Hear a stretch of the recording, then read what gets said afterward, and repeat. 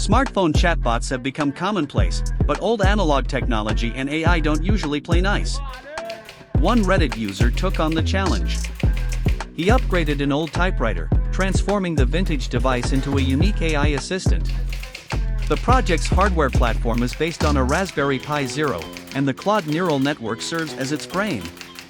To communicate with the AI, a request must be typed on the typewriter keyboard, after which the chatbot will respond with a paper response. To implement this feature, the enthusiast created a mechanism that simulates phantom keystrokes using an Arduino. Some of the electronics had to be mounted on the device's body to avoid interfering with the typing mechanism. The project's author published detailed instructions for assembling the analog chatbot on his blog.